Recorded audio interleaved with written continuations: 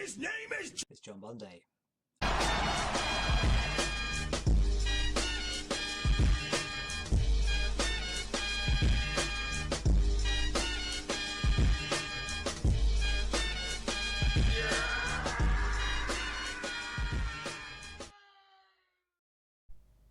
It is Thursday, the 2nd of April, and game number 19 is finished. And it is Harry Potter and the Philosopher's Stone on the GameCube.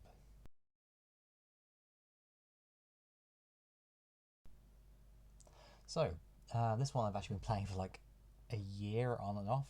So this one I've been playing with my son, and because his younger brother moved to the nursery that's at his school, it meant that we no longer got like our afternoons where we would be able to play a game for even if it's half an hour to an hour together. So it had to be certain Saturdays when his younger brother was at rugby tots, and before one I'm playing with would go swimming, but then it wouldn't always work. Yeah. Anyway, so it took a while. Yeah, so this is a remake of the PS1 game. It is, to my knowledge, not based off the PC game, because I actually played the PC game when that came out, and there's things that were in there that I wasn't in this. I remember, for example, when you have to deal with Fluffy, the three-haired dog.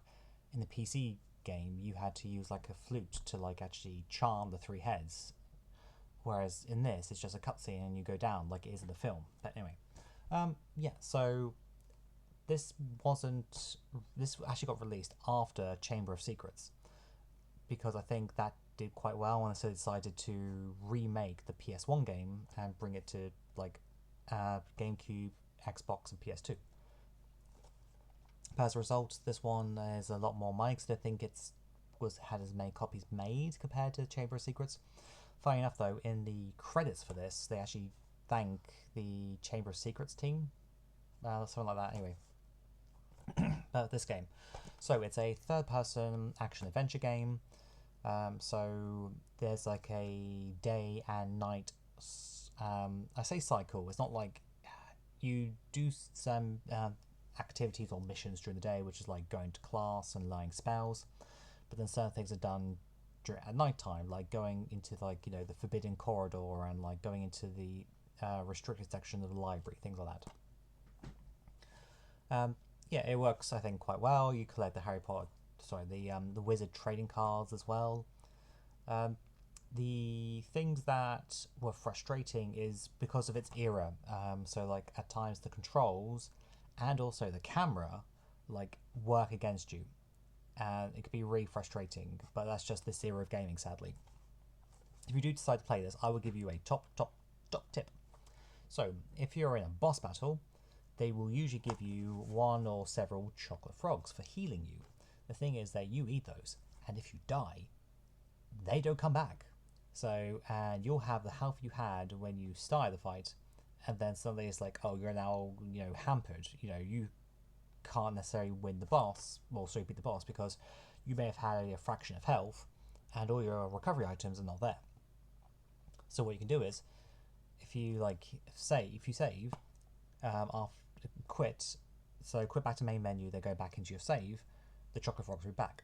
And what's even better is you can just then eat the chocolate frogs to get more health, save, quit, then go back in, have more chocolate frogs to get until you've got your full health back, and then save and quit, and then go back in so that there's still chocolate frogs, so that you can actually have it for the boss battle, but you're going to the fight with full health. And I only learned that in the fight, literally the fight right before the very final fight of this game.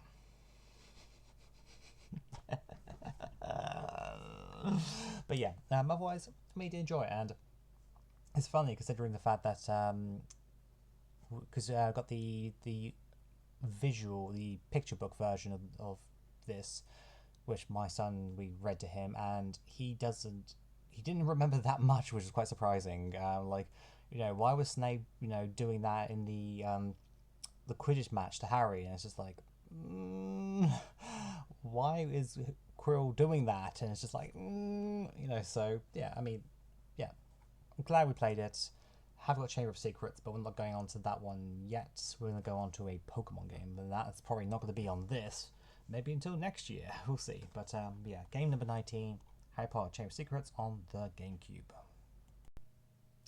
It is Friday the 3rd of April and game 20 is finished, and it is Embers of Mana on the Game Boy.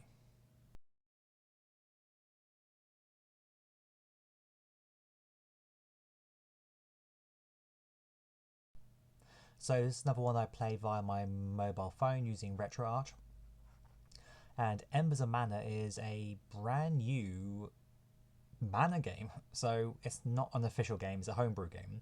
But usually when people might think of homebrew Game Boy games, they tend to be like, short games, be over in a couple of hours. This one is like as long as Final Fantasy Adventure. Because what the creators did is that they used Final Fantasy Adventure, the game, its engine as its base, and crafted a brand new game. The bosses are the same and the weapons are the same, but it has a brand new story, new protagonist, and yeah, like it's really impressive. So it's completely free. Well, it has to be because I haven't got the license to sell a Mana game from Square Enix. But yeah, so you have to patch a copy of Final Fantasy Adventure, but then yeah, I decided to play it on my mobile because those who saw, was it the March Games Are Beaten video, I played God Medicine via RetroArch because I found that I needed games to play on my phone so that I would stop doom scrolling. And so after beating God Medicine, I decided to play Embers of Mana because it had just been released, and I'm so glad I did. And I recommend anyone who enjoys like action RPGs and loved Final Fantasy Adventure, this is an easy recommendation for it. And like I say, it's free, and so give it a try. It is Saturday the 11th of April, but on Monday the 6th of April I beat game number 21, and it is Ridge Racer for the PlayStation 1.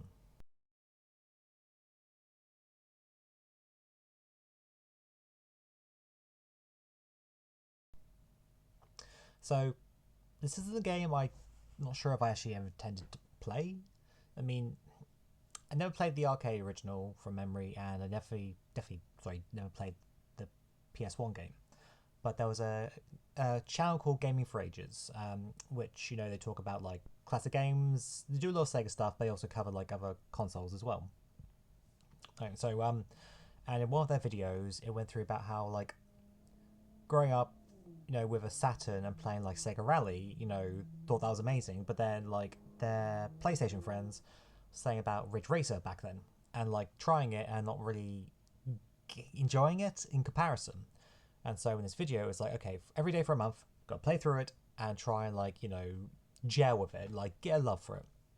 I won't spoil how that video goes, but it made me design, think, oh, I should give it a try because I've never played Sega Rally because I never had a Saturn. So, but I gave it a try. So Ridge Racer only has one course, but depending on the difficulty you go for, that course gets extended, or at least it does for like the high end difficulty. I think between 1 and 2 it might just be, sorry, between novice and mid level maybe it's just the speed and the laps, because with novice you get 2 laps, mid level you get 3 laps, and then I think the third difficulty is an extended course. There's also TT or time trial. It's the last thing you can do. Yeah, you also get a choice of 4 different cars. Now, I managed to beat novice using the automatic transmission, or so, and then I was struggling to try and beat mid-level, but so a friend of mine, so we were on a caravan holiday while this is all going on. I brought my PlayStation Classic. That's how I was playing this, by the way. I probably should have said that earlier. But he plays a lot of Gran Turismo, and so it was like he gave it a try, and then like eventually figured out the best way to play this game was the car that I've been using, which is, for those who want to play the game, is the red and green car. But play a manual and get yourself up to 5th gear and never brake. And then yes, I then managed to get first place on mid-level, and then like the high difficulty, and then also time trial. And then that after beating it on time trial, then and I guess winning all the others, then you actually can see the credits. Then it unlocks some extra stuff. I didn't really get into that, but then my friend decided to then try and like keep getting the highest, or sorry, the fastest laps he could. So much so that he knocked me off the leaderboard. Yay! So, but anyway, but yeah. So Ridge Racer, it's had a modern release for the PlayStation 4, PlayStation 5. I think it's like had a HD upgrade and like some extra features. I don't know. I was just playing the PS1 game, so yeah, Ridge Racer. Honestly, I really did enjoy it. Because I never really spent that much time like playing. I've played Mario Kart, but playing like arcade races, I never really put that much time into them. But for some reason, I didn't get bored trying to get first place. You know, there was something about this game that made me kept wanting to like play it again and again and again. I mean, I still think it's a bit off the fact that you couldn't get first place using a automatic car, but anyway, moving on. It is Monday the 13th of April and game 22 is finished, and it is Dot Hack Outbreak on the PS2.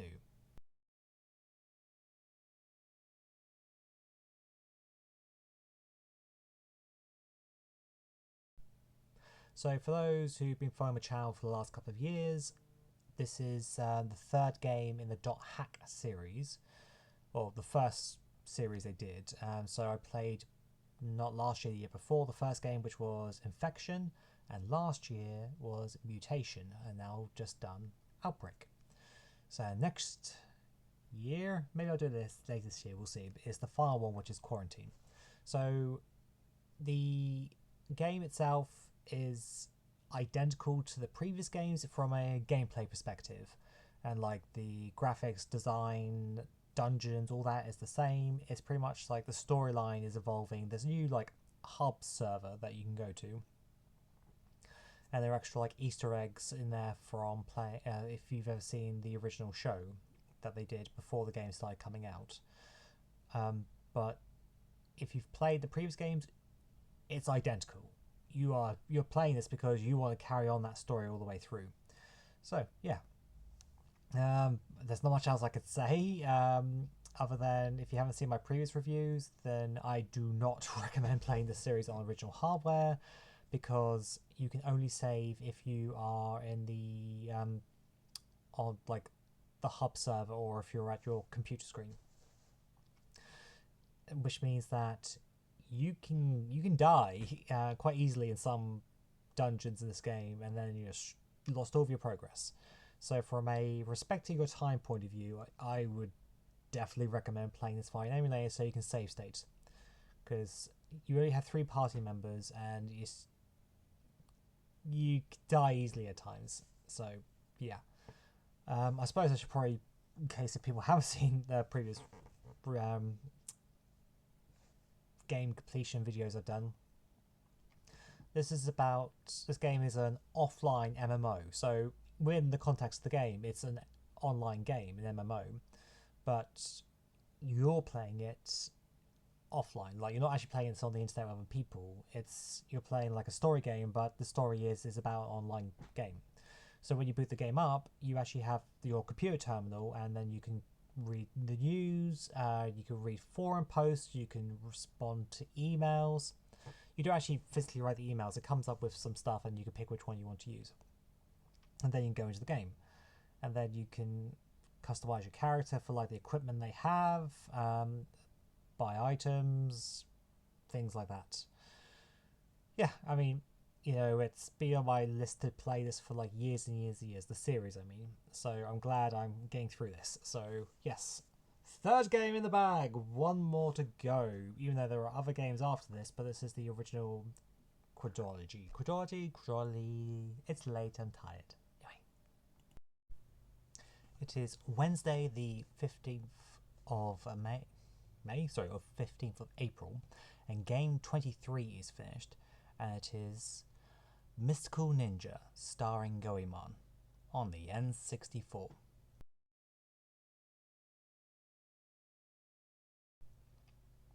So I started this right after beating Hybrid Heaven, Also for the N64, which was on this. So this came with a bunch of N64 ROMs on it, but it didn't include Mystical Ninja. It has Mystical Ninja 2, but not Mystical Ninja 1.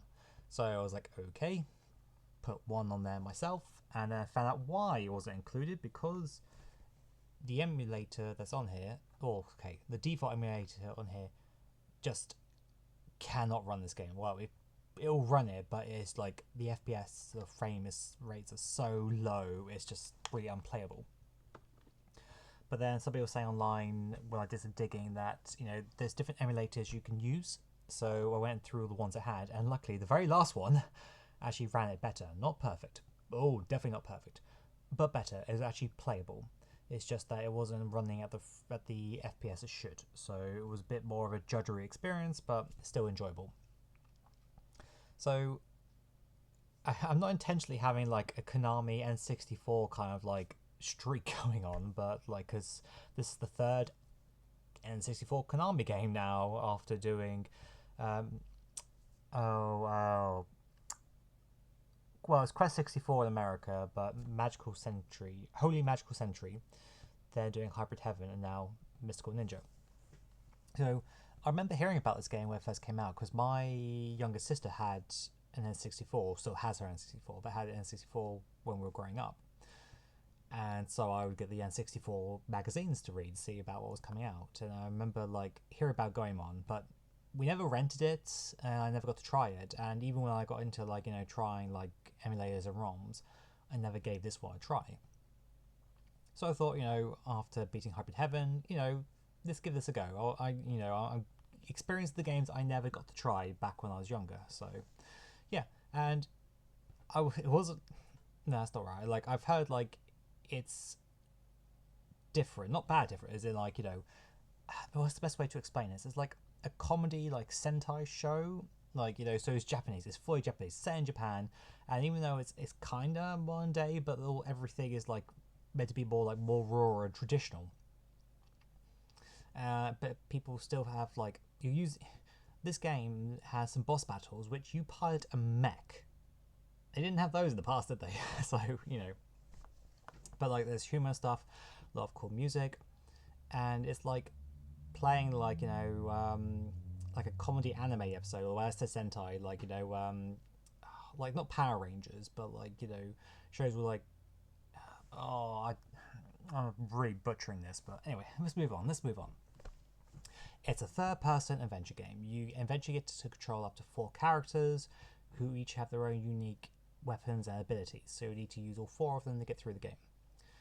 There's no leveling up, but you can collect like these lucky cat doll things to increase your like hearts, like in Zelda. This game came out before Ocarina of Time, so it's not overly long, but I did have to use a guide a couple of times because I couldn't figure out where to go next. But otherwise, yeah, it was enjoyable, and I would definitely recommend people play it. I would probably recommend people play it over Holy Magical Century, that's for sure. Even though I think people should give that a try. I know that Ross Bohoho has given that a try, struggling a bit with that one, but I think there's a lot here for people to enjoy, and it's definitely worth giving a try. Try to figure out anything else to talk about it. So, and I'm struggling. Mech boss battles, that was one of the main points. Japanese comedy, music. Yeah, okay, that's it. Well, moving on. It is Thursday, the 16th of April, and game 24 has been beaten. And it is Split Fiction on the PS5.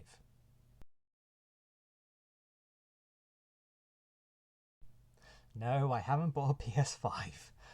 So a friend of mine, who, for those who watched, maybe not last year, but years before, like 52 challenge videos, I played It Takes Two, and that was with him on his PS5. Well, over the course of the last year, we've been playing Split Fiction.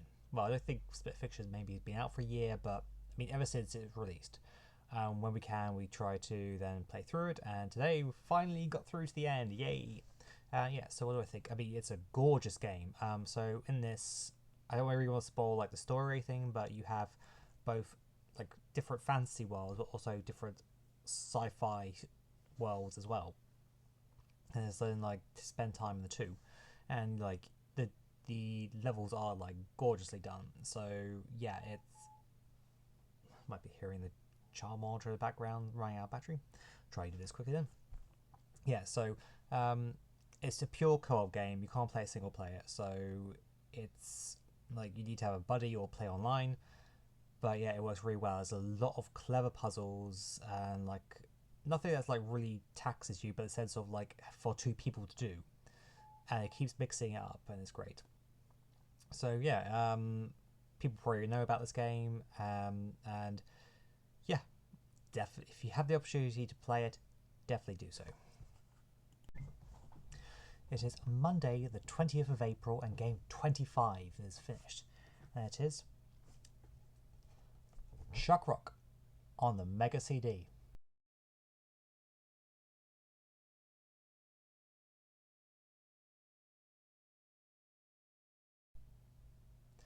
So, Chuck Rock. My first experience with this series was actually playing Chuck Rock 2, Son of Chuck, on the Master System. And then a bit later, I got. Here we go. Here we go. The Mega Drive original. And with the sequel on the Master System, I remember spending like ages trying to play it. This was before I had a Mega Drive, by the way. I think I might have been it once, maybe. And then I played Chuck Rock. And I don't remember like enjoying it as much as Chuck Rock 2. I haven't played 2 since then, so eventually I will play it. But playing it now via the Mega CD port, yeah, I really enjoyed this. And what's more, I found myself actually quite nostalgic. So playing it, I feel like I'm back as a kid, having just read Sonic the comic and playing this on my Mega Drive. It has the kind of feel to it. Okay, so Chuck Rock, I play caveman Chuck Rock, whose wife's been kidnapped, because of course, that was the 90s, and you have to go and save her. So it's a platforming game. You only use two buttons, B and C. B is to attack, C is to jump, but then you can jump and attack at the same time. You can pick up some rocks to throw, but you don't have any other weapons. There are 5 different worlds, and so it's jungle, cave, water, ice, and then animal like elephant graveyard. But obviously this is dinosaurs, but it's not elephants. It's dinosaur graveyard. Okay, so they call them worlds though, rather than levels, because with each world there are individual levels. They're not very long. I think this is because this game originally came out on like I think it was the Amiga and the Atari ST, so they probably had the levels short, I assume, so that they could easily be loaded up within those home computers. Yeah, and then each world ends with a boss. With the CD release, they've added a cutscene at the beginning, which actually came apparently from the Amiga and Atari ST releases, but wasn't there in the Mega Drive one. Changed up the soundtrack, which I actually quite enjoy this. It's fine, like, I was listening to the Mega Drive one and then Mega CD one via YouTube, and yeah, so I do like the Mega Drive one because of what they're doing with it to try and emulate like the different instruments. But there is kind of like but I do like this as well. Look them up on YouTube to be honest. And yeah, they've also added, I call it a world map. So it's just goes from left to right, but it shows you like the path you'll be taking through the game, and then shows you like a circle with like the face of the next boss, animal or dinosaur you're gonna be facing. But then when you get to the next level and it does the same thing, it will show you the previous boss whose face is like now beaten up or got like bandages around it or something, which I thought was a pretty cool touch. So yeah, Chuck Rock.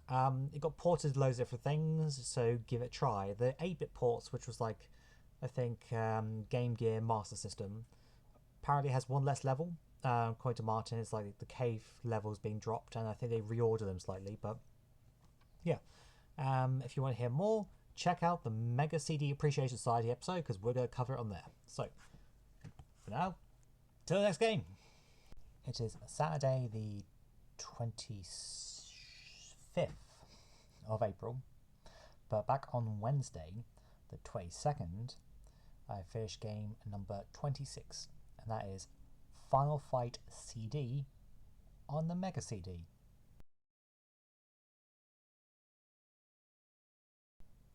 To be more clear, this was actually played in co-op and with the Retro Martin.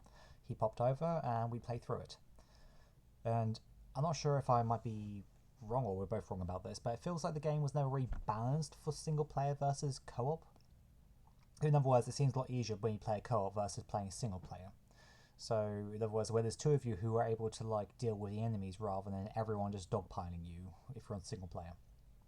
But yeah, gorgeous graphics, great music. I mean, it's Far Fight. I think everyone's played it, but I've never actually beaten it before, so it was quite awesome to finally play through it. We did use a 9 hack edition because, well, we used 6 of those credits in the end, but didn't want to get through near the end and then get a game over, so we did do that. But yeah, Far Fight CD. And yesterday, Friday the 24th of April, game 27 was beaten, and it is Dr. Mario 64 on the N64.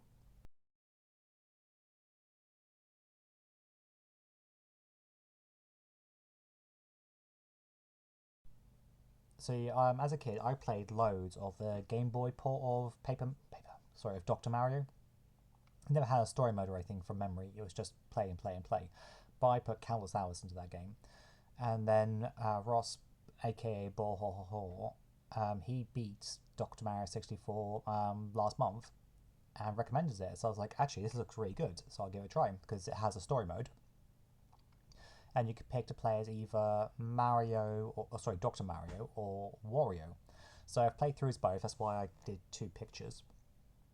So yeah, the storyline is near enough identical. It's just like differences in the cutscenes. But also, one thing I like is that the visual style really reminds me of Yoshi's Story from the N64. So like, yeah, it's quite nice. And also, you see some of the for Wario, some of like the animations are definitely from his Game Boy games. So that I thought that was quite cool. It's still Saturday 25th of April, and game 28 is finished, and it is the Sega Villain Stages DLC for Shinobi Art of Vengeance on the PC.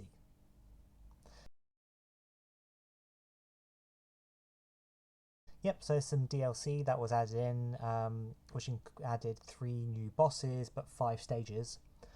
And for the amount of effort it took to get through, the stages weren't too bad, but the bosses, the amount of times it took to beat them, yeah, I'm definitely counting that as a game completion. If you're the like digital deluxe version of Shinobi, then you get that automatically. So if you've been in the game and want to go back into it, this is perfect for that. I wish it had been released like either just shortly after the game first came out, because relearning the muscle memory stuff was yeah was a bit difficult to begin with. And for your own sanity, go for Death Adder second, because he's a far harder boss than, why can't I never remember the name? Goro Kujima Yuichira, the guy from Yakuza. I can never remember his name because I've never played the Yakuza games, so it's not stuck into my brain yet. So yeah, definitely give it a try. I think it was very well done, and I don't think they're going to do any more DLC for this. Maybe they'll announce it if this does very well, but we'll see.